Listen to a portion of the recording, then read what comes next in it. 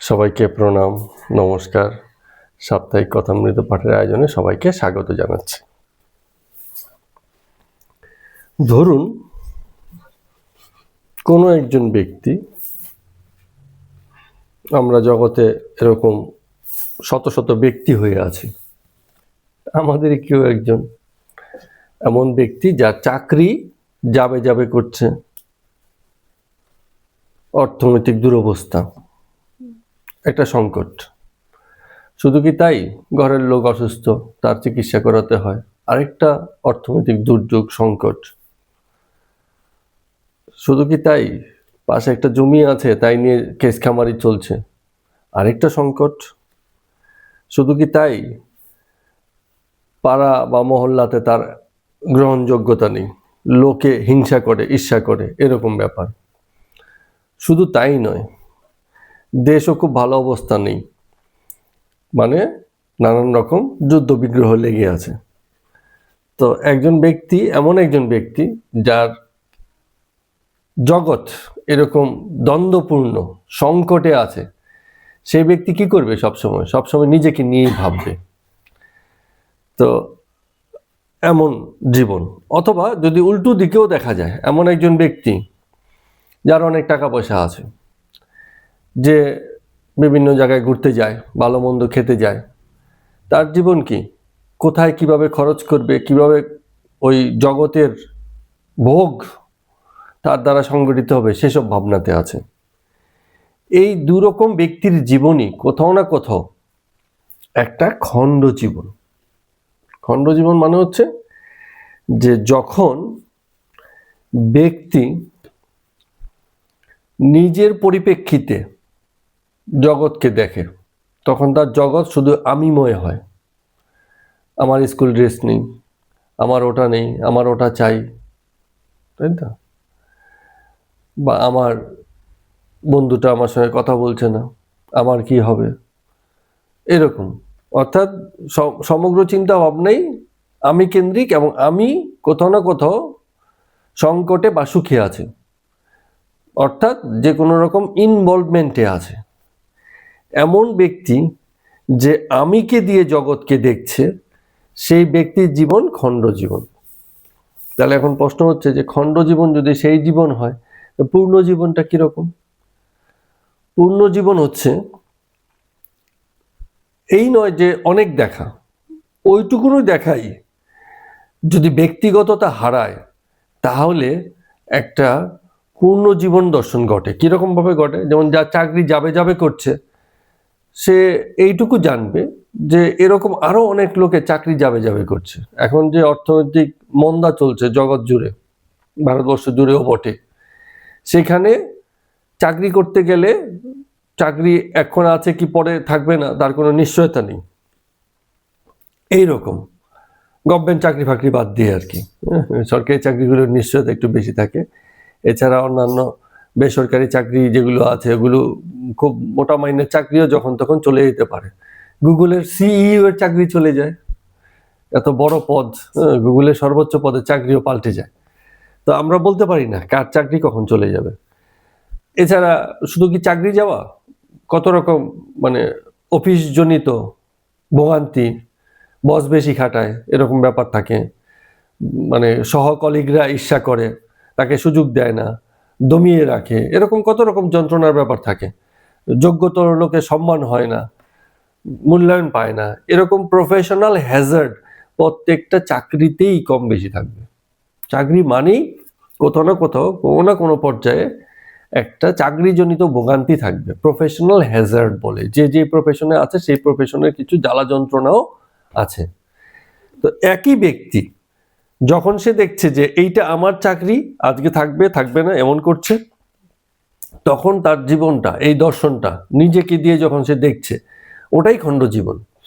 আবার ওই ব্যক্তি যখন এটার একটা সামগ্রিক রূপ দেখে, যে এই তো স্বাভাবিক জিনিস, সবার সঙ্গেই ঘটে, সব ধরনের পেশাতেই এই ধরনের প্রফেশনাল হ্যাজার্ড আছে, তখন যে জীবন দর্শনটা হয় সেটা হচ্ছে পূর্ণ জীবন দর্শন।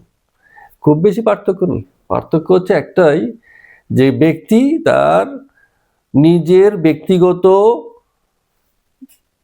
বুদ্ধির নিরিখে যখন দেখছে তখন একরকম হয়, আর যখন সে সামগ্রিক বুদ্ধির নিরিখে দেখে তখন ব্যাপারটা আরেক রকম হয়। একই জীবন খণ্ড হয়ে যায় ব্যক্তিগত হলে, আবার সেই একই জীবন ব্যক্তিগততা ছাড়তে পারলে, শুধু ব্যক্তিগততা ছাড়তে পারলেই সেটা পূর্ণ জীবনের দিক নির্দেশনা দেয় বা লক্ষণ প্রকাশিত হয়। খুব বেশি পার্থক্য নেই। তো যে ব্যক্তি তার নিজের বাইরে কিছু দেখতে পারে না, নিজেকে বাদ দিয়ে কিছু দেখতে পারে না, সেইটাই আমাদের মানে খণ্ড জীবনের উদাহরণ হয়ে যায়। জগতের খেলাটা যে দেখতে পারে, অর্থাৎ জগতে এইসবই চলে। সংসারে এই যে জ্বালা যন্ত্রণার কথা বলা হচ্ছে, সব সংসারে জ্বালা যন্ত্রণা প্রায় সেম, কোনো আলাদা কিছু না। এখন ও এসে বলছে জানো আমার সঙ্গে এই হয়েছে, এখন যখনই সে বলছে যে আমার সঙ্গে এই হয়েছে, ব্যক্তিটা আমি এখানে আছি এটাই মুখ্য হয়ে যায়, ঘটনাগুলি মুখ্য না। আমার সঙ্গে এমন হলো, কথাটা এরকম ভাবে আসে যে আমি এত কিছু করলাম, আমার সঙ্গে এরকম হলো, এত উপকার করলাম, এত করলাম, অথচ আমাকে এরকম ভাবে কথা বললো, মানে ব্যক্তিকেন্দ্রিক হয়ে যায়। ঘটনাটা সবার সঙ্গেই যে একই ঘটছে সেটা সে দেখতে পায় না। যখন সে ভাবে যে আমার সঙ্গে হলো মানে বিশেষ ঘটনাটা, বিশেষ কিছু হয়েছে, ওটা পূর্ণ জীবনের দর্শনটা দেয় না। ব্যক্তি খুব খণ্ড জীবনের অধিকারী হয়ে যায়। শুধু কি এই আমাদের ব্যক্তি জীবনের কথাই ক্ষেত্রে এইসব ব্যাপারগুলো ঘটে, ভক্তের জীবনেও তাই। ভক্তের জীবনও খণ্ড জীবন। কারণ কি, ভক্ত ভাবে যে আমি একজন ভক্ত, আমার একজন ঈশ্বর আছে, একজন আরাধ্য আছে, তাকে আমি সাধনা করি, তাকে আমি দেবতা জ্ঞান করি, তাকে আমি ঈশ্বর জ্ঞান করি, তাকে আমি ভজনা করি, তাকে আমি পূজা করি। তো এই যে ভাবনা, এই ভাবনাটাও খণ্ড। কেন কেন খণ্ড? কারণ ভক্ত, এই যে সে যে ভক্ত হয়েছে, সেই ভক্তিটাও আমি কেন্দ্রিক।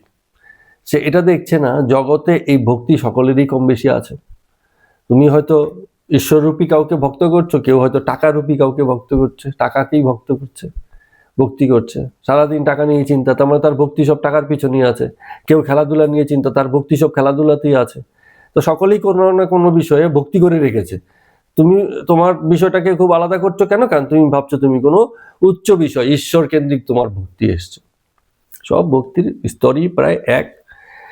যতক্ষণ পর্যন্ত এই ব্যক্তিগততা কেউ না ছাড়তে পারে যে আমি ভক্তি করি, এই আমি জ্ঞানটা কে করছে? আমি করছি। এখানে আমিটা বড় হয়ে যাচ্ছে, যাকে ভক্তি করছে সে বড় হচ্ছে না। আমি খেলোয়াড়, খেলাটা বড় হচ্ছে না, যে খেলছে সে বড়, মানে বড় হয়ে গেল। ক্রিকেটের থেকে ক্রিকেটের যারা প্লেয়ার আছে তাদের গুরুত্ব বেশি। লোকে শুধু খেলাটা দেখে না, লোকে সেই ব্যক্তি মানুষটাকে দেখে, বলে ও এরকম একটা শট খেললো, বাবা এরকম সিক্স তো ও ছাড়া কেউ মারতে পারে না। তার মানে ও বড় হয়ে গেল। কিন্তু খেলার ধরনই এরকম, এরকম সিক্স অজস্র, মানে খেলার ভিতরে মারা হচ্ছে, হাজারো হাজারো খেলা, হাজারো হাজারো জায়গাতে এরকম সিক্স মারা হচ্ছে। যখন সে কেউ মেরেছে বিশেষ, আমি যখন তাকে বিশেষভাবে আবিষ্কার করেছি, তখন ব্যাপারটা বিশেষ হয়ে গেল। খেলাটা প্রাধান্য পেল না, প্রাধান্য পেয়ে গেল ব্যক্তি। তেমনি ভক্ত আর ভক্তির ক্ষেত্রে, ভক্তিজনের ক্ষেত্রে ওই ভক্তই প্রাধান্য পেয়ে যায়। কারণ ভক্তিজন বলে অ্যাকচুয়ালি তো কেউ নেই সামনে। যে ভক্ত, তার সামনে এমন কেউ নেই যাকে সে উচ্চ জ্ঞান করেছে, তাকে সে দৃশ্য তো দেখতে পারে। তো এই জন্য বরাবর মানে যে পূজা করছে সেই ব্যক্তি বড় হয়ে যায়, বলে পূজা করে আমার খুব শান্তি লাগছে। সে জানে না যে যাকে পূজা করেছি সে শান্তি পেল কি অশান্তি পেল, তার এসব ব্যাপার নেই। ঈশ্বরের ভাবনা করে খুব ভালো লাগছে, ঈশ্বরের নাম করে খুব ভালো লাগছে। এই যে মালা জপছে না, বলে অনেকক্ষণ মালা জপেছি, মনটা খুব শান্ত হয়ে গেছে। তার মানে কি হচ্ছে, যাকে জপলো, কৃষ্ণ কি রাম, ঠিক আছে, তার সঙ্গে কানেক্টেড ব্যাপার নেই। অশান্ত মন শান্ত হয়ে গেছে, সবকিছু চলছে ব্যক্তিরই অন্তর্গত হয়ে। তো এই খেলাটা খুবই ব্যক্তিগত। এই ব্যক্তিগত খেলাটা কখন মানে পূর্ণ খেলায় পরিণত হয় বলো? কখন পূর্ণ খেলায় পরিণত হয়? যখন এই যে কথাটা বললাম, যে ভজনা করছে ঈশ্বরের সেই যে ভক্তি, আর যে টাকার পেছনে ছুটছে তার যে ভক্তি, যে খেলার পেছনে ছুটছে খেলার যে ভক্তি, সবের স্তর কিন্তু প্রায় সেম। এইটাকে দেখে নেওয়া, এবং দেখে নিয়ে কি হয়, ব্যক্তি কি দেখতে পায় তখন, যে পূজ্য আর পূজনীয় দুটো আলাদা নয়, একই ব্যক্তির ভিতর থেকে এগুলো আসছে। যে রাধা হয়েছে সে কৃষ্ণই রাধা হয়েছে, আত্মপূজার জন্য। অনেক সময় কি হয় বলে না লোকে যে নিজের ঢোল নিজে বাজানোই ভালো, অন্যকে বাজাতে দিলে কি হচ্ছে ফাটিয়ে দেবে। কেমন কি হচ্ছে নিজেই নিজের প্রচারণা চালায়, লোকে বলতে থাকে, ভালো ভালো ডাক্তাররা বলে আমার তো বড় ডাক্তার কি আছে, এই অত্র অঞ্চলে আমি সবচেয়ে বড় ডাক্তার, নিজেই বলছে। হ্যাঁ, তো বিষয়টা হচ্ছে এরকম আত্মপূজা, এটা হচ্ছে আত্মপ্রার্থনা, আত্মপ্রশংসা, নিজেই নিজের প্রশংসা করছে। অনেকে খুব মানে ইসেও করে। যেমন সেই কিছুদিন আগে এক ভদ্রলোক বলছিল যে এই জগতে আমার যে লোকালিটি আছে সেই লোকালিটির লোকের জন্য আমি যা করেছি এই আমি ছাড়া আর কাউকে দিয়ে সম্ভব ছিল না। হ্যাঁ, লোকে বুঝতে পারেনি সেদিনকে আমি যে কথাগুলো বলেছি, আজকে বুঝতে পারছে আমি অমুক লোক কি ছিলাম, তাদের জন্য কতটা ভেবেছি। হ্যাঁ, তো এগুলো কি হচ্ছে আত্মপূজা, আমি করছি। কিন্তু এই যে পরোপকারী মন, এটা যে কি জগতে নতুন কোনো দৃষ্টান্ত হলো?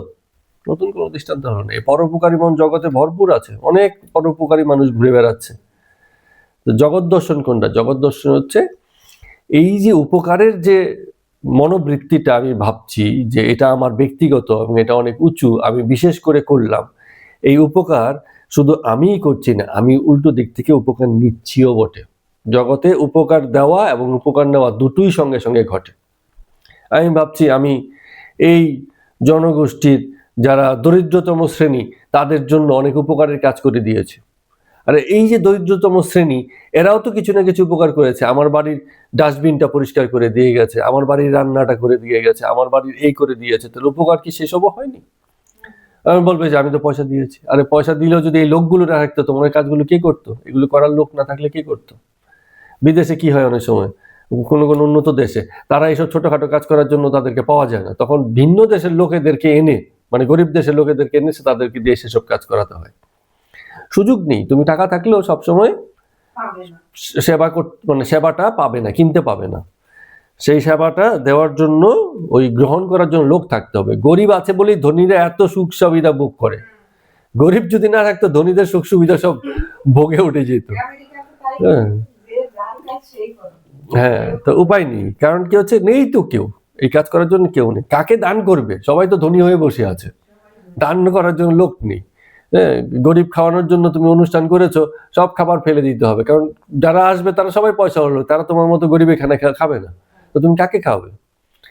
তো এই জন্য যে আমরা যে ভাবি যে আমি খুব উপকার করলাম লোকের, শুধু এই নয় যে আমি উপকার করলাম, লোকেরও উপকার আমি একই সঙ্গে নিচ্ছি এবং প্রতিনিয়ত এটা ঘটছে। এইটা যে ব্যক্তিগততার জায়গাটা ছাড়লো, যে আমি করলাম এই ভাবটা যে ছাড়লো, তখন সে এটা দেখতে পাবে যে আরে এ তো আমি শুধু একা করিনি, এ তো উভয় পক্ষের মধ্যে।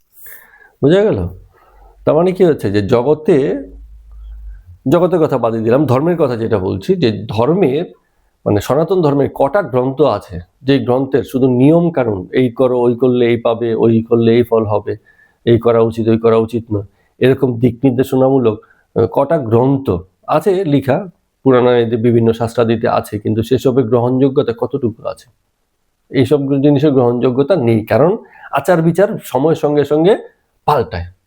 কেউ একজন লিখে গেল এই করবে, এই করলে ভালো হবে, এই করলে এই হবে, সেসবগুলো যে সময় লিখেছে সে সময় গ্রহণযোগ্য ছিল, সময়ের সঙ্গে সঙ্গে সেসব গ্রহণযোগ্যতা হারিয়ে গেছে, মানুষ এগুলো মানতে এখন রাজি নয়, বলে দূর এসব মানে রাখো। তো কোনটা রয়ে গেল? যেখানে আচারের ধর্মশাস্ত্র না, যেই ধর্মশাস্ত্র তোমাকে আত্মপরিচয় ঘটানোর জন্য রাস্তা তৈরি করে দিল, সেটাই শেষ পর্যন্ত রয়ে যাচ্ছে এবং এটা টিকে যাচ্ছে। আজকের দিনও এই অনুসন্ধান মানুষের আছে, এগুলো জেনে মানুষ খুশি হয়। এই সমগ্র দর্শনের ভিতর দিয়ে মানুষ তৃপ্তি লাভ করে। ব্যক্তি দর্শনের ভিতর দিয়ে কি হয়? আমি খুব বড় ভক্ত হয়েছি, আমি খুব সাধনা করি, আমি খুব ভজনা করি, এসবের ভিতর দিয়ে ব্যক্তি তৃপ্তি আসে না। সমগ্র দর্শন যখন হয়ে যায়, আরে জগৎ তো এসবের উপরে দাঁড়িয়ে আছে, আমি ভাবছি আমি করছি, এই ভাবনা যখন চলে আসে, তখন গিয়ে সে জগতের এই স্বাভাবিক ঘটনাকে তখন আর ব্যক্তিগত করতে পারে না। এটা যে শুধু আমারই ঘটনা এটা দাবি তখন তার ভিতর থেকে আসে না। তখনই সে একমাত্র সে বলতে পারে যে বাবা এই যা কিছু ঘটছে আমার কিছু নেই, আমি কোথায়? আমি তো অনুমাত্র হয়ে আছি কোথাও না কোথাও। ঠিক আছে? তো এই ছোট্ট ক্ষুদ্র জগৎও তখন সমগ্র জগৎ হয়ে যায়, শুধুমাত্র দেখার দৃষ্টিভঙ্গি পাল্টালে।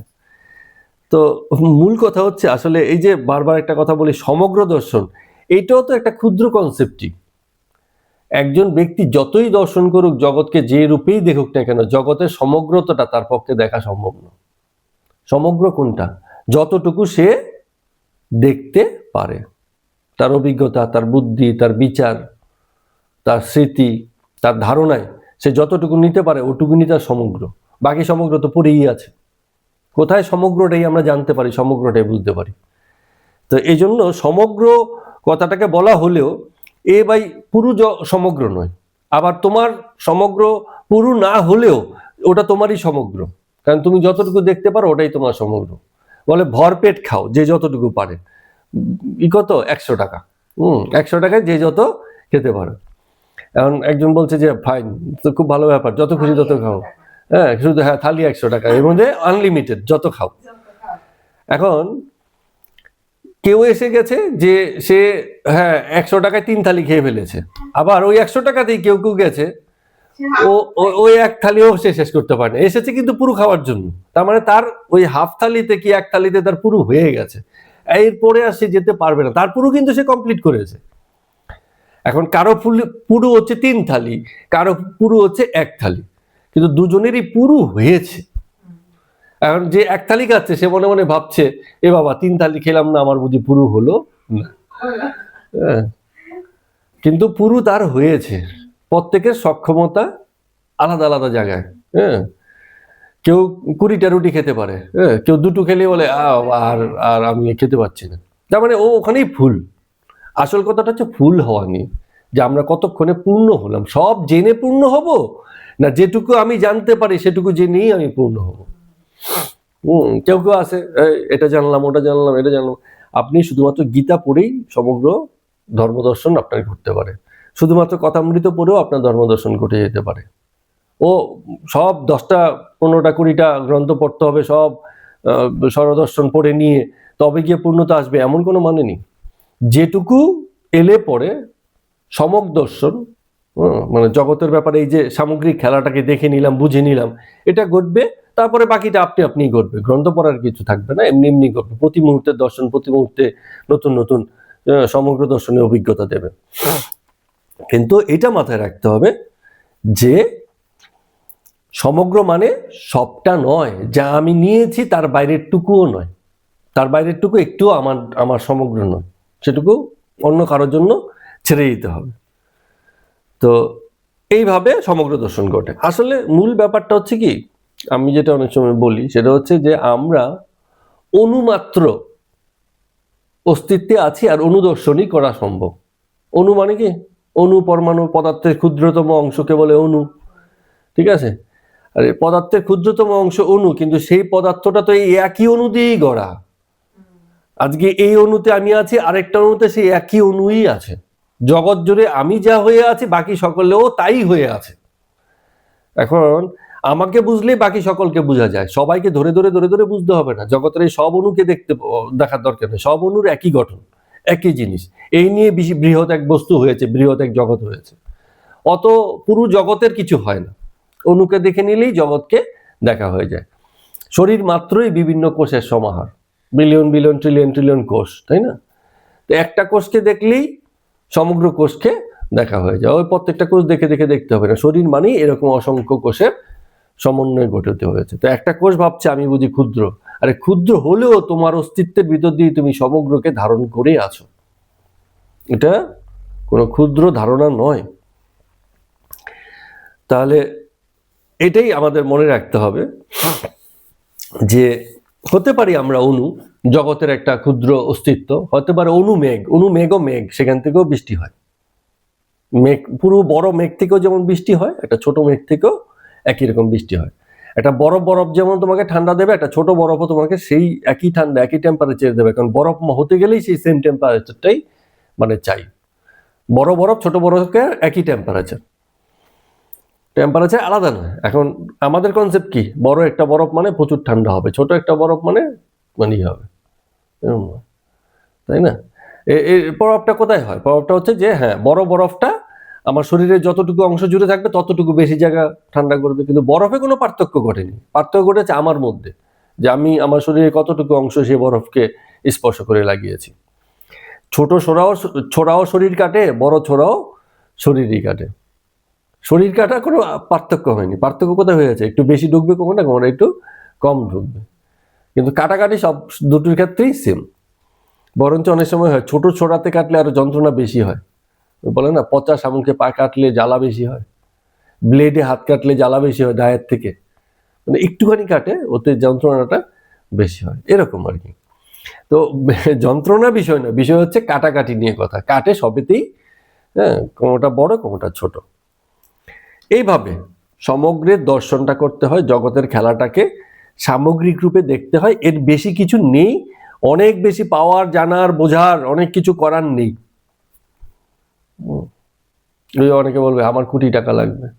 আরে কোটি টাকা দিয়ে তুমি যে সুখ সুবিধা পাবে, সেই একই সুখ সুবিধা যদি তুমি লাখ টাকাতে পেয়ে যাও, তোমার কোটি টাকার দরকার নেই। ওই বেশি যন্ত্রণার, এই যে ধারণা করছে বেশি, যে আমি অনেক বেশি পাবো। এখন ঘটনা হচ্ছে, মনে করো ঠান্ডা শীতের দিনে একটা কম্বল হলেই তোমার শীত দূর হয়ে যায়, তুমি 5টা কম্বল নিয়ে নিয়েছো, কি হবে তখন? মানে এই বেশি তো যন্ত্রণার হয়ে যাবে, যেটা তোমার স্বাভাবিকের থেকে, মানে তোমার একটাতেই তো হয়ে যায়, একটা কম্বলেই শীতের ঠান্ডা দূর হয়ে যাচ্ছে। তুমি তোমার কাছে আছে বলে তুমি 5টা কম্বল চাপিয়ে রেখেছো স্তরে স্তরে 5টা, যে ভাই আমার আছে যখন আমি করবো, তো ওইটা যন্ত্রণা হয়ে যাবে, জ্বালা হয়ে যাবে। বেশি থাকলে বেশি সুবিধা না, কতটুকু সুবিধায় তুমি তৃপ্ত হচ্ছ, তোমার চাহিদা কতটুকু, সেই অনুযায়ী তোমার যোগান চাই। বেশি দিলে গড়বড় বেশি হয়ে যাবে। তুমি পেট খারাপ চলছে, এখন তুমি মাছ মাংস হাবি জাবি অনেক কিছু নিয়ে বসে গেছো, হ্যাঁ, তো যন্ত্রণা তো তোমার কমবে না।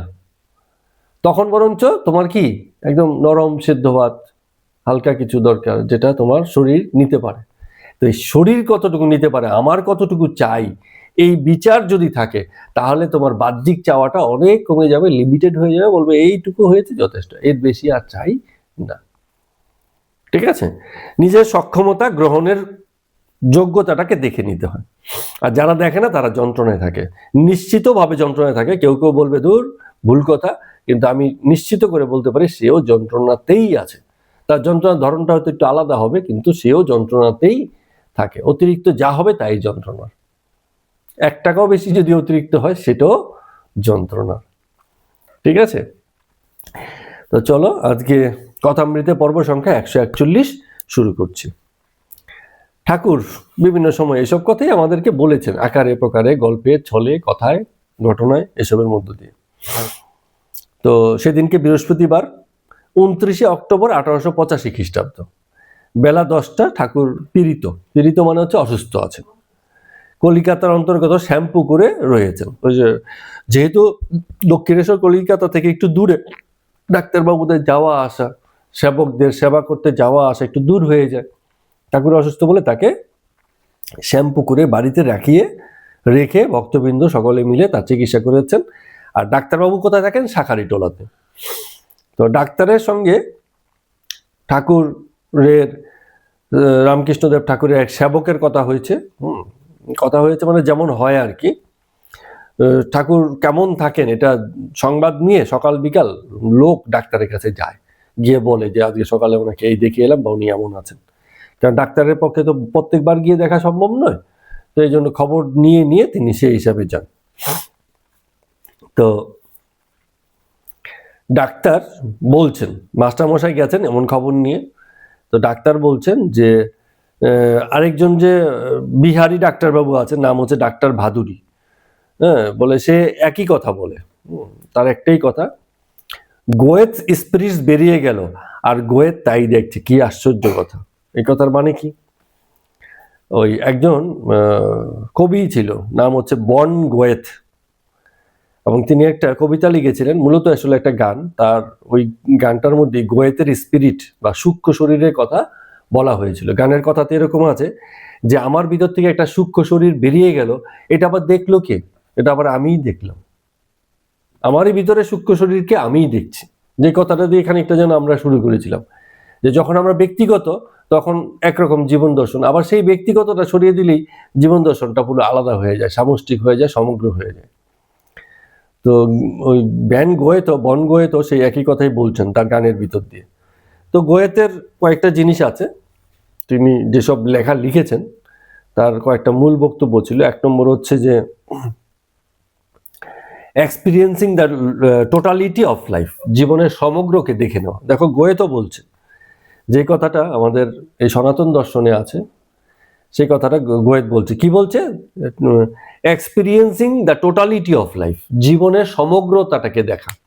ব্যক্তিগততা দেখলে কি হয়? ওই যে ব্যক্তি যন্ত্রণায় আছে সে শুধু নিজের ব্যক্তিগত পরিপ্রেক্ষিত থেকেই, প্রেক্ষাপট থেকেই শুধু যন্ত্রণার কথা ভাববে, কিন্তু সমগ্রকে জানতে গেলে সে ব্যক্তিগততা ছাড়তে হয়। তা এটা গোয়েতের একটা লক্ষ্য। আরেকটা কি আছে? গোয়েত বলছে যে creativity is a supreme quality of human. মানুষের একটা খুব উচ্চতর কোয়ালিটি হচ্ছে ক্রিয়েটিভিটি, সৃজনশীলতা। সৃজনশীলতা কি জিনিস? এই যে যেমন জগৎ, পৃথিবীতে যখন মানব প্রথম নিজেকে আবিষ্কার করছে এই সংকটপূর্ণ বৈরী প্রকৃতির জগতে, সেই দিন থেকে আজকের দিনে কত পরিবর্তন হয়েছে। আগে কি ছিল? বন জঙ্গল ছিল, গুহার মধ্যে থাকতো, বিভিন্ন রকম মাংস পুড়িয়ে খেত, কি কাঁচা মাংস, কি গাছের ফল খেত, কি মানে বিভিন্ন রকম ধান গম ওরকম কিছু হলে সে কৃষির উপর জীবন নির্ভর করে থাকতো। খুব বেশি দিন আগের কথাও বলছি না, যে সময়ে রামকৃষ্ণদেবের কথা বলছি, তখন 200 বছর আগে আজ থেকে, তখনই জীবন কেমন ছিল। মাত্র 200 বছরের মধ্যে আজকে কোথায় এসে আমরা দাঁড়িয়েছি, আজ থেকে 200 বছর পরে কোথায় গিয়ে দাঁড়াবো। তো এই পরিবর্তনটা কি করে সম্ভব? মানুষের সৃজনশীলতা। মানুষ নতুন নতুন কিছু সৃষ্টি করেছে। কি সৃষ্টি করেছে? যা ছিল তাকে নতুন নতুন করে রিফর্ম করেছে, নতুন নতুন জিনিস তৈরি করেছে। হ্যাঁ, এখন তো মানে হ্যাঁ, সবই আস্তে আস্তে কি হচ্ছে, মানে নিউ ফর্মে চলে আসছে। পুরোনো ফর্মগুলো বাদ দিয়ে নিউ ফর্মে। একসময় হয়তো টিভি থাকবে না, মুখে মানে লোকে ক্লিপ করবে, দেয়ালের মধ্যে একটা কিছু এসে যাবে, ওতেই দেখা যাবে। হ্যাঁ, এরকম মানে এখন আছে। এখন তখন তো দেয়ালও লাগবে না, এমনিতেই শূন্যতেই সবকিছু দেখবে, ওগুলো আসবে। তো এই যে মানে পরিবর্তন, এই পরিবর্তনের সঙ্গে কোন কোন জিনিসটা ঘটলো? এটা হচ্ছে মানুষের সৃজনশীলতা। মানুষ এগুলোকে রূপান্তর করলো, এরকম করে সৃষ্টি করলো জিনিসকে। তো এই সৃজনশীলতা মানুষের সঙ্গে যায়। আর এগুলো যখন ঘটে তখন কি হচ্ছে? হিউম্যান ডেভেলপমেন্ট হয়। মানুষ শুধু সৃজনশীল করেই শেষ হয়নি, সে নিজেকেও পাল্টেছে, নিজেকেও বদলেছে কিনা। আজকের দিনের মানুষ আর আগের দিনের মানুষ কত পার্থক্য হয়ে গেছে। মানুষের নিজেদের মধ্যে পার্থক্য হয়েছে, এটা তো বাহ্যিক শরীরগত। মনোগত কত পার্থক্য হয়ে গেছে। শিশু মনের মধ্যে কত পার্থক্য হয়ে আছে। আজকের দিনে একটা শিশু মন আর আজ থেকে 200 বছর আগে একটা শিশু মন, দুটোর মধ্যে অনেক ফারাক। হ্যাঁ, বয়স্ক মনের মধ্যে পার্থক্য হয়েছে। আমার বয়সী একজন মানুষ আজকের দিনে যা ভাবছি, আজ থেকে 200 বছর আগে একরকম ভেবেছে, আজ থেকে 200 বছর পরে একরকম ভাববে। শুধু তাই না, এই সমসাময়িকও এই বয়সের লোকেদের মধ্যে নানান রকম ভাবনা আছে। তো এইগুলো হচ্ছে হিউম্যান ডেভেলপমেন্ট। মানুষ ডেভেলপ করেছে নিজেকে, শুধু বাহ্যিক পরিবর্তন হয়নি, নিজেরও ডেভেলপমেন্ট ঘটেছে। তো এই যে ডেভেলপমেন্টগুলো ঘটেছে, মানুষ যে এক্সপিরিয়েন্স করেছে এই জগৎকে, এই জীবনকে, আর তার সঙ্গে যে সৃজনশীলতা জুড়েছে, এই বিষয়বস্তু নিয়েই বন গোয়েত কবিতা বা গান লিখেছিলেন। ঠিক আছে, লিখেছিলেন অনেক আগে, কিন্তু সেই কথাগুলো কিন্তু আজকে রয়ে গেছে। যে বললাম না, আচার বিচার, এটা করো সেটা করো, এই নিয়ম সেই নিয়ম, এগুলো মানে আজকে যা আছে 50 বছর পরে লোকে সব বাদ দিবে, কিচ্ছু থাকবে না এগুলো। কিছু লোক থাকবে যারা এইসব আচার বিচার নিয়েই পড়ে থাকবে, তখনও এখনো যেমন আছে তখনও থাকবে, ও ভবিষ্যতেও থাকবে। কিছু লোক তো এরকম থাকবেই যাদের কাছে এগুলি বড় জিনিস, কারণ তাদের অন্তর্গত বুদ্ধি নেই, ভিতর দেখার ক্ষমতা নেই, তারা শুধু বাহ্যিক আচার আচরণেই মানে সন্তুষ্ট থাকবে। হ্যাঁ, ধর্মের ভিতর থেকে মুক্তিও ঘটবে, আবার ধর্মের ভিতর থেকে বদ্ধতাও ভীষণ রকম আসবে। কিছু লোক থাকবে, কিছু ধর্ম থাকবে যারা আবদ্ধ করবে, হিংসা চড়াবে, জগতে মানে বিপরীতে চলবে। হ্যাঁ, হিউম্যান ডেভেলপমেন্টের জায়গায় হিউম্যান মানে মনুষ্যত্বের হ্রাসের দিকে যাবে, এটাও থাকবে। কিন্তু মানুষের পরিবর্তনের ট্রেনটা দেখতে হবে, মানুষ মূলত কোন দিকে যেতে চায়।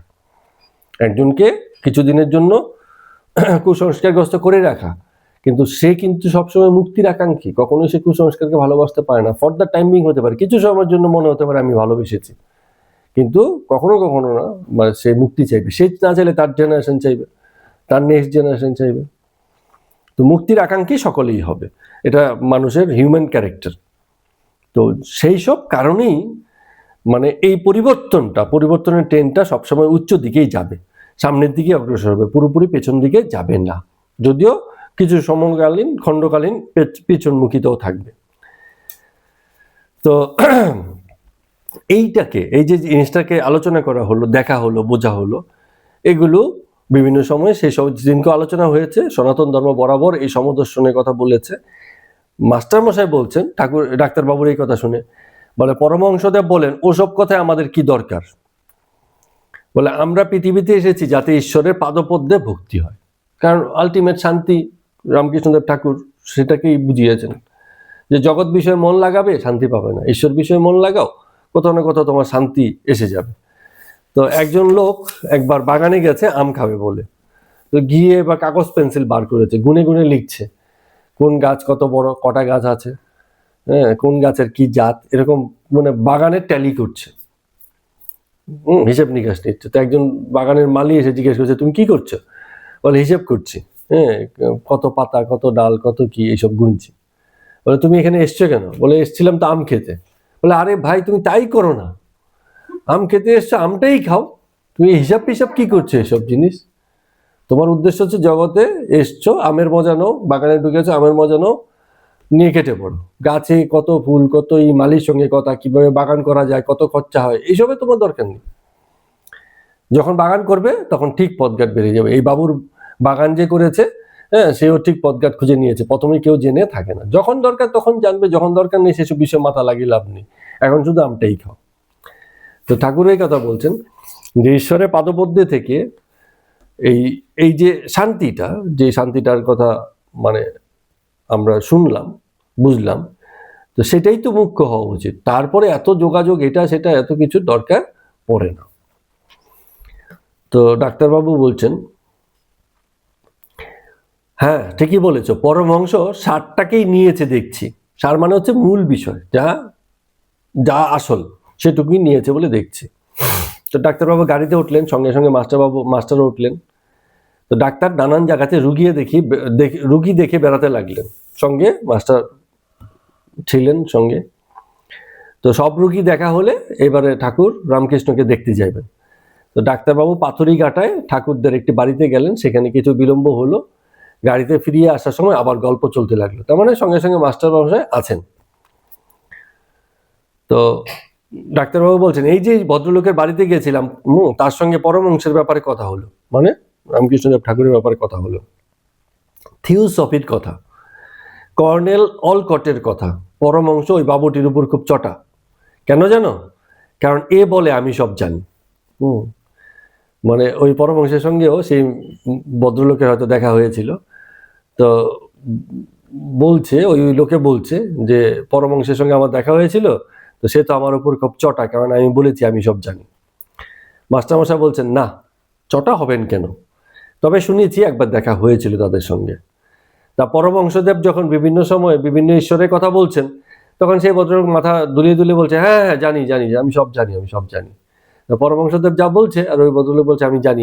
তো একজনকে কিছু বলতে যাচ্ছে, সে বলছে আগে থেকেই সব জানি। তো তুমি যখন সব জানোই বাবু, তাহলে আমার তো আর বলার দরকার নেই, আমি থেমে যাই। তো ডাক্তারবাবু বলছে যে এই ভদ্রলোকটি সায়েন্স অ্যাসোসিয়েশনের জন্য 32,500 টাকা দান করেছেন। সেই সময় 32,500 টাকা মানে অনেক টাকা।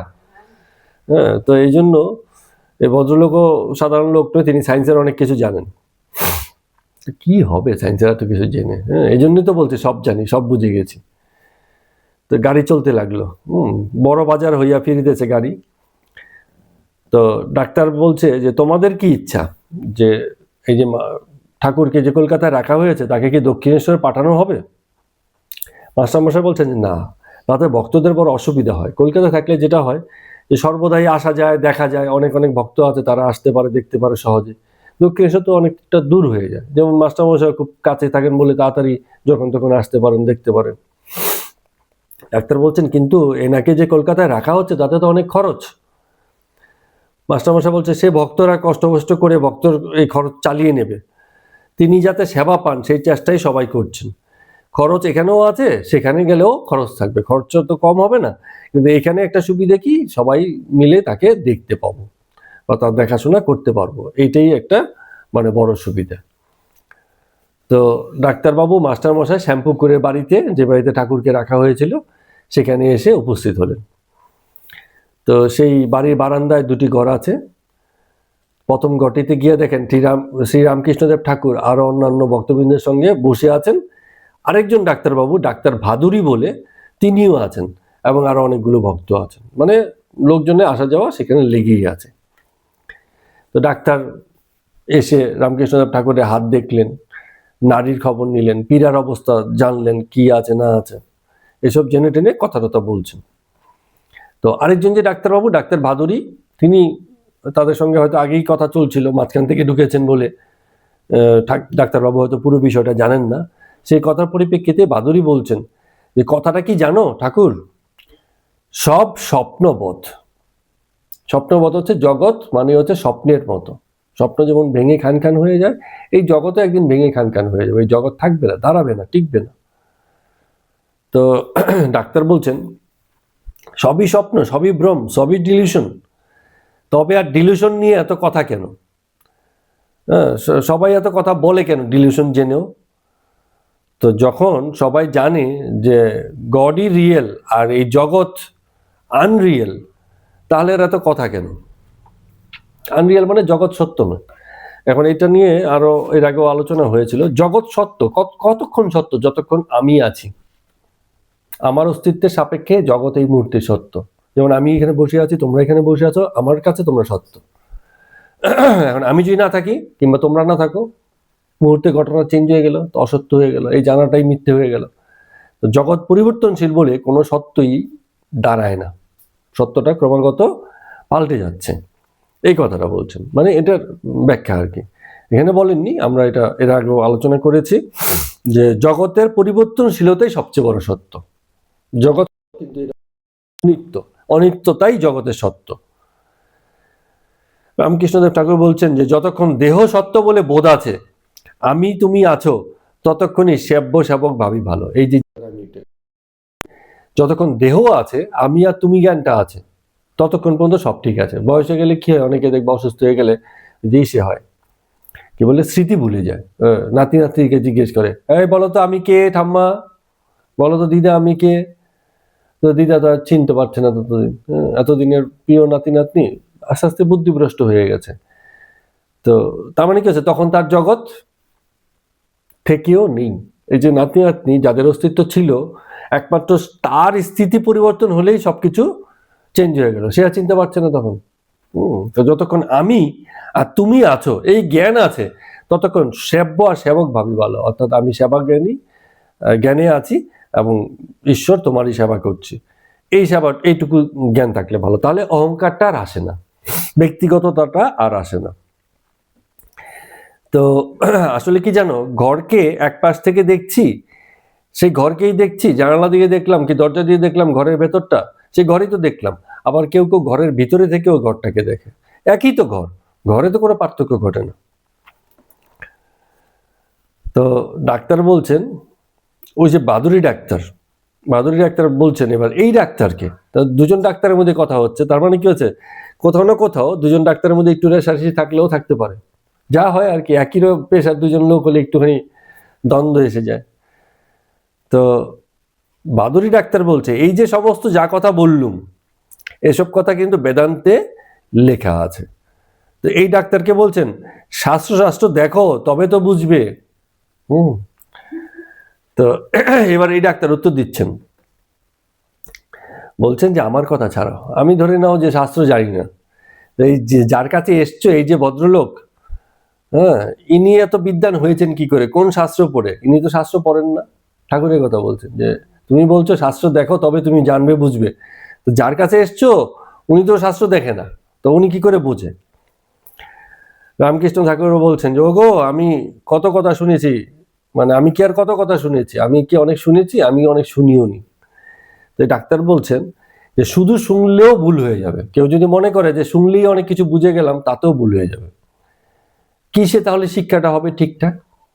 সেটা হচ্ছে যদি কেউ বোঝে, নিজের জীবন দিয়ে যার আত্ম উপলব্ধি ঘটেছে, সে এবার বই পড়ে জানুক, শুনে বুঝুক কি না জানুক না পড়ুক, তাতেও তার আত্মোপলব্ধি ঘটবে যদি সে জীবন দিয়ে এগুলোকে বোঝে। শোনা কথায় কাজ নেই, হ্যাঁ, শোনা কথায় কাজ নেই, শুধু শুনে কাজ হবে না, উপলব্ধি চাই, উপলব্ধি হলে তবে হয়। তো শুধু শাস্ত্র পড়েও কিছু হবে না, শাস্ত্র উপলব্ধি চাই, ব্যক্তিগত জীবনে তার ব্যবহার প্রয়োগ দেখে নেওয়া চাই। তো রামকৃষ্ণদেব ঠাকুর এই ডাক্তারকে বলছেন, মানে এই যে ডাক্তারবাবু মাস্টারের সঙ্গে এসছে, বলে আপনি নাকি বলেছ, হ্যাঁ, এই ইনি পাগল, তাই তোমার কাছে কেউ আর যেতে চায় না। মানে অনেক সময় ডাক্তার তো ঠাকুরকে একটু বিভিন্নভাবে বলেন, এই ডাক্তারবাবুর সাথে ঠাকুরের তো অনেক দ্বিমত হয়, কিন্তু তাতে ঠাকুরের স্নেহ বা প্রীতি কমে না। তো তুমি বলেছ যে আমি পাগল, এই শুনে আমার ভক্তরা তোমার কাছে যেতে চায় না, এরকম অবস্থা। ডাক্তার বলেছে হ্যাঁ বলেছি তো, তবে অহংকারের কথা বলেছি, বলছি তুমি যে লোককে পায়ের ধুলা দাও, এতে করে তোমার অহংকার এসে যাবে। এই কথা এর আগে একদিন আলোচনায় এসেছিল। তো মাস্টার মশাই বলছেন যে না না, উনি তো আর বলে না লোককে যে তুমি আমরা পায়ের ধুলা নাও, হ্যাঁ, এর অর্থ হচ্ছে লোকে যদি পায়ের ধুলা না নিতে পারে তবে কাঁদে, লোকে এসে বলে আমাকে একটু পায়ের ধুলা দাও, একটু পায়ের ধুলা দাও। মানে লোকে এরকম ভাবেই মানে অভ্যস্ত আছে, কোনো মহাপুরুষের কাছে গেলে আমরা প্রণাম করি তাকে, তাই না, ওরকম। ডাক্তার বলছে তাদের ভুল, তোমাদের তো বুঝিয়ে দেওয়া উচিত। তো মাস্টার বলছে কেন বুঝাতে যাব, সর্বভূতে নারায়ণ, এই কথাও তো ঠিক, সকলের মধ্যেই নারায়ণ আছে, যদি রামকৃষ্ণ দেবের মধ্যে কেউ নারায়ণ জ্ঞান করে সেটা তো মিথ্যে কথা নয়। ডাক্তার বলছে তাতে আমার আপত্তি নেই, কিন্তু তুমি যে বললে সর্বভূত, তাহলে রামকৃষ্ণদেবকে যেমন প্রণাম করা উচিত তোমাকেও তেমন প্রণাম করা উচিত, আমাকেও করা উচিত, সবার ক্ষেত্রেই একই রকম মানে বোধ থাকা উচিত। তো মাস্টার বলছে তাতেও সমস্যা আছে, কারণ মানুষে কারো কারোর মধ্যে সেসবের প্রকাশ বেশি, নারায়ণও সব জায়গাতে নারায়ণ না। যেমন হাতি নারায়ণ, বাঘ নারায়ণ, তার মানে কি হাতি আর বাঘের কাছে গিয়ে বসে থাকবো, ওটা নয়। বাস্তব জ্ঞান থাকতে হবে। জল সব জায়গাতেই আছে, কিন্তু পুকুরে, নদীতে, সমুদ্রে কি একই রকম? একই রকম না। জল সব জায়গাতেই জল, সমুদ্রে কি ঢেউ, নদীতেও ঢেউ, মিষ্টি জল, পুকুরে আরো মিষ্টি জল, ঠান্ডা, তো পার্থক্য আছে। তো এরকম ভাবে ব্যাখ্যা করছেন। ডাক্তার বলছে তাতেও আমি জানছি, যদি তোমরা বলো সব জায়গাতেই জল আছে, তবে আর গড বলো কেন আলাদা করে, যে আমার গড, ঈশ্বর, দেব দেবী সবাই তো এক, তাহলে এগুলোকে আর ভাগ করো কেন? মাস্টারমশাই বলছেন আমরা পরস্পর নমস্কার করি কেন বলুন তো, আমাদের হৃদয় মধ্যে যে নারায়ণের বাস, আমরা অন্যতেও তাকে দেখতে পাই বলেই তাকে আমরা প্রণাম করি, নমস্কার করি। এটা এর আগেও আমরা বলছি যে মানুষ অন্যের মধ্যে সম্ভাবনা দেখে সেই সম্ভাবনাকেই নমস্কার করে, সেই উচ্চতাকেই নমস্কার করে। কাকে নমস্কার করা যায়? যে আমার থেকে অনেক উঁচু জানি তাকে, তো ওনাকে আমি নমস্কার করতে পারলাম। অথবা আমি জানি যে এর মধ্যে এই সম্ভাবনা আছে, সে আমার থেকে উঁচু হতে পারে, সেটাকেও আমি নমস্কার করতে পারি, তাই না? আমার থেকে নিচু কাউকে নমস্কার করি না, সবাই উঁচু জ্ঞান করেই নমস্কার করে, সম্ভাবনাকেই নমস্কার করে। তো আপনি ওসব বিষয় বেশি দেখেন নাই, ভাবেন নাই, মাস্টারমশাই এই কথা বলছেন। তো রামকৃষ্ণদেব ঠাকুর এবার বলছেন, বলে শোনো, মানে যে তুমি বলছো যে কোথাও বেশি বা কোথাও কম, এই কথাটা তুমি যে মানতে চাইছো না, তোমাকে একটা উদাহরণ দিয়ে বলছি। দেখো, সূর্যের রশ্মি মাটিতে পড়লে একরকম হয়, গাছে পড়লে একরকম হয়, আবার আয়নায় পড়লে একরকম হয়। মাটিতে পড়লে কি হচ্ছে, মাটি যা কিছু পড়ে সব মানে সহ্য করে নেয়। মাটি যতটা গরম হয়, পিচ ডালা রাস্তা কি হবে, তার থেকেও বেশি গরম। গাছ কি, গাছ গরমই হয় না, যতই পড়ুক না কেন, গাছ কি করে সেই সূর্য রশ্মিটাকে নিজের কাজে ব্যবহার করে ফেলে। হ্যাঁ, আবার আয়না কি করে, ও কিছু নেয়ই না, যা কিছু আসে আবার ফেরত পাঠিয়ে দেয়। তাহলে এক একটা জায়গাতে একই সূর্য রশ্মি বিভিন্ন রকম হচ্ছে, তাহলে প্রকাশ তো ভিন্ন হলো, এটাকে তো অস্বীকার করার জায়গা নেই। তো ভক্ত প্রহ্লাদ আর এখানে যারা ভক্ত আছে সবার মান এক নয়, সবাই এক নয়। ভক্ত প্রহ্লাদের সর্বক্ষণ ঈশ্বরেতে মন, এখানে যারা আছে তারা সংসারে আসক্ত, কখনো কখনো মন হয় আসে, আমাকে প্রণাম করে শান্তি পায়, এর বেশি তো কিছু নয়। পার্থক্য তো আছে কোথাও না কোথাও। তো ডাক্তারের কথা বলাতে ডাক্তারও চুপ করে রইলেন। তো রামকৃষ্ণদেব ঠাকুর বলছে যে দেখো, তোমার এখানের উপর টান আছে, তুমি আমায় বলেছো ভালোবাসি, এই জন্য চিকিৎসা করতেও আসো, আবার এসে কিছুক্ষণ থেকেও যাও, হ্যাঁ, এরকম ব্যাপার। ডাক্তার বলছে তুমি চাইল্ড অফ নেচার, তাই এত টান রাখি তোমার প্রতি। চাইল্ড অফ নেচার মানে কি? প্রকৃতির সন্তান। প্রকৃতির সন্তান মানে কি? এ বই পড়ে মানে জ্ঞানী হয়নি, জগৎকে যেরকম ভাবে দেখেছে, বুঝেছে, শুনেছে, সেখান থেকে যে জ্ঞানটা পেয়েছে ঠাকুর রামকৃষ্ণদেব, সেটা অন্য অনেকের মধ্যে নেই। লোকে বই পড়ে বইয়ের কথাই কেবল বলে, তো তাদের জ্ঞানটা হচ্ছে কপি করা, কিন্তু তোমার জ্ঞানটা জেনুইন। তো এই জন্য তোমার কাছে বেশি আসি আর তোমাকে নানান কথা বলি। হ্যাঁ, কেশব সেনকেও তার চেলারা ওই রকম বলেছিল, তোমায়ও তাই বলি। রামকৃষ্ণদেব ঠাকুর বলছে, তোমার কথা শুনবো কেন গো? তুমি লোভী, কামী, অহংকারী মানুষ, সংসারে মজে আছো, তুমি এসে আমাকে বলছো আমি তোমার কথা শুনবো কেন? এইরকম বলছেন।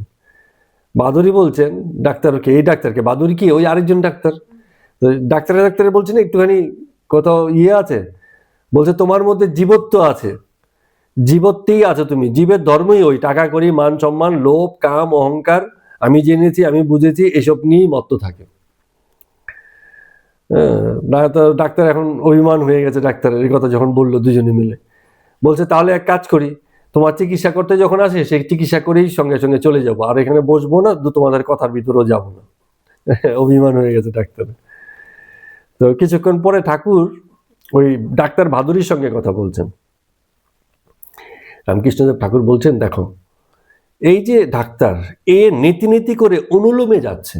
জীবনের প্রথমে এরকম শুরু হয়, নীতি নীতি দিয়ে শুরু হয়।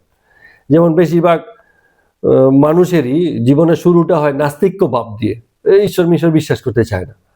পরে আস্তে আস্তে আবার খণ্ডন করতে করতে দেখা যায় না, কোথাও না কিছু একটা ব্যাপার তো আছে, একটু বোধ উপলব্ধির ব্যাপার আছে। তো এরকম নীতি নীতি করে শুরু হয় প্রথমে, তারপরে আস্তে আস্তে আবার ইতি ইতি করে অনুলোম থেকে বিলোমে আসবে, তখন আস্তে আস্তে সব মানবে। বলে কলা গাছের খোলা ছাড়াতে ছাড়াতে ছাড়াতে ছাড়াতে তবে গিয়ে মাঝখানটা পাওয়া যায়। মাঝখানে কি ওই যে থাকে না, কলার কি থোর, তাই তো, উপরে তো খোল, খোল একটা একটা করে কাটাতে কাটাতে পরে গিয়ে পাওয়া যায়। তো এই যে মূলটা, এই মূলটাকে পেতে গেলে উপরে খোলটাকে ছাড়াতেই হয়। সবাই ছাড়িয়েছে, মাস্টারমশাই ওই যে ডাক্তারবাবু সেই খোলই ছাড়াচ্ছে, ছাড়তে ছাড়তে ছাড়তে ছাড়তে একশো বুঝবে না ভিতরে একটা কিছু সার পাওয়া গেল। কিন্তু হলে কি হবে, খোল আর ভিতরের যে সার দুটো তো আলাদা জিনিস না। ওই এই এক কলা গাছটাই ছিল কলা গাছটাই, হয় বাইরের টুকু আর কি হচ্ছে ভিতরের টুকু। খোলেরই মানে সার মাঝখানে, আবার সারেরই খোল, একই জিনিস। গাছেরই ফল, ফলেরই গাছ, একই কথা, কোনো এখানে পার্থক্য কিছু নেই। তো যিনি চতুর্বিংশতি তত্ত্ব হয়েছেন তিনিই জগৎ হয়েছেন, আবার তিনিই মানুষ হয়েছেন, আবার তিনিই ঈশ্বর। কোথাও পার্থক্য নেই, ফারাক নেই। এখন প্রথমে যখন বিচার করতে থাকে এগুলোর মধ্যে ফারাক ঘটে যায়। তো বলছেন জগতে 3 রকমের ভক্ত আছে। এই যে জগতে 3 রকমের ভক্ত আছে, উত্তম ভক্ত, মধ্যম ভক্ত আর হচ্ছে অদম ভক্ত। অদম ভক্ত কারা? যারা মনে করে আমি ভক্ত আর আমার একজন ঈশ্বর আছে। ম্যাক্সিমাম লোকের তাই ধারণা যে আমি ভক্ত হয়েছি, আমার একজন ঈশ্বর আছে, উপরে স্বর্গে বসে আছে, উনি আমাকে কৃপা করবে, উনি আমাকে উদ্ধার করবে, উনি এই করবে সেই করবে। এই হচ্ছে অদম ভক্তের নমুনা। মানে নিজেকে ভক্ত ভাবে আর অন্য কাউকে ঈশ্বর ভাবে, অদম ভক্ত। সেও ভক্ত, তাকে করছে না, অদম ভক্ত। আর মধ্যম ভক্ত বলে কি? মধ্যম ভক্ত বলে আমার ঈশ্বর আমারই অন্তর্যামী, তিনি আমার অন্তরেই আছেন, আমার অন্তরেই তিনি থাকেন, এবং আমি আমার অন্তর্যামী আমাকে চালাচ্ছেন, বাইরে থেকে কেউ নেই, ওই আকাশে স্বর্গে কোথাও বসে আছে ওইসব কেউ নেই, আমারই ভিতরে তিনি আছেন, তিনি আমাকে চালাচ্ছেন, আমার হৃদয়ের মধ্যেই তিনি ঈশ্বরকে দেখতে পান। আর তারও উত্তম ভক্ত কি দেখে, বলে আরে ভাই এই জগৎ, তুমি আমি যা কিছু সব তো তারই প্রতিরূপ, তারই প্রকাশ, এই হয়েই আছে জগৎ। আমি মানে তিনি ছাড়া আর জগতে কিছু নেই। একত্বকে দেখে, জগতের একত্বটাকে দেখতে পায়। বলে তুমিও অণু, আমিও অণু, সেও অণু, সব অণুরই খেলা। আর এই সব অণু মিলেই যেটা দাঁড়িয়ে আছে সেটাই দেহ, সেটাই ঈশ্বর, সেটাই সমগ্র। এই আরো বেশি দেখে নিল জগৎকে। এ হচ্ছে মানে উত্তম ভক্ত।